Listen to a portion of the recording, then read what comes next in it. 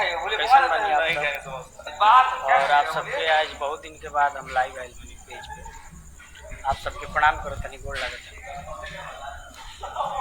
और आज लगातार 20 दिन से ट्रेंडिंग में चल रहा बच्चा का सब आप सबके आशीर्वाद प्यार हो। आप सबका प्यार आशीर्वाद से आज 20 दिन तक ले चल रहा एक खातिर वो सबन के दिल से हृदय से आप सबके धन्यवाद देता नहीं। बहुत बहुत धन्यवाद आप सबकी। देवरा ढोनी चटना के आज सब 20 दिन से ट्रेंडिंग में रखले बनी और ऐसा ही आप सब रखले रही। एक बाद हमेशा आप सबके बीच अच्छा गाना जा रहा बा। अभी इंटरटेनमेंट पर भी गई बा वो टिप्पी बरसा पानी आगे से जवान उतर पीछे से जियान उतर हो गई। तो आप सब एक के प्यार आशीर्वाद दी और कुछ गाना देवी गीत गई बा जौन कि आज हमारा चंदन चंचल इंटरटेनमेंट से आयल बा, टीम फिल्म भोजपुरी से आयल बा और बोका म्यूजिक के यूट्यूब चैनल से आयल बा। एक से एक देवी गीत गाना बा और एक और बा कि देवास वाला गाना बा, एकदम भक्तिमय बा। बहुत जल्दी आप सबके बीच आई। सुंदर निषाद जी, राजा भाई, परवीन सर, पिंटू लाल जी, विशाल कुमार, मुकेश पासवान जी, बहुत बहुत धन्यवाद।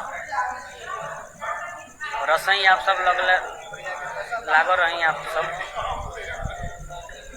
लगातार आप सब आशीर्वाद प्यार देता नहीं। परशुराम सानी जी और जितने भी हमारे बड़े भैया और हमें आप सब सपोर्ट किया, आप सबको दिल से धन्यवाद देता हूँ।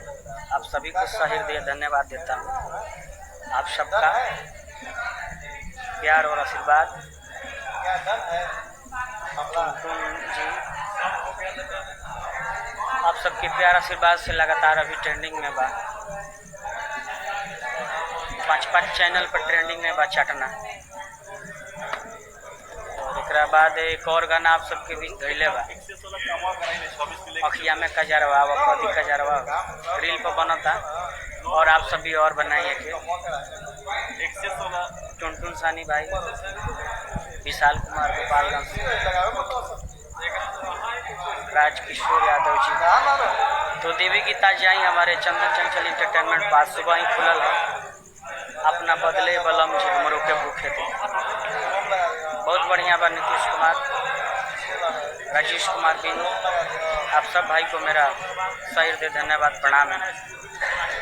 राहुल कुमार जी, सन्नी निषाद जी, कुशवाहा राज जी, अजीत गिरी जी, सब कोई के और जो बादों में देखे वो के हमारे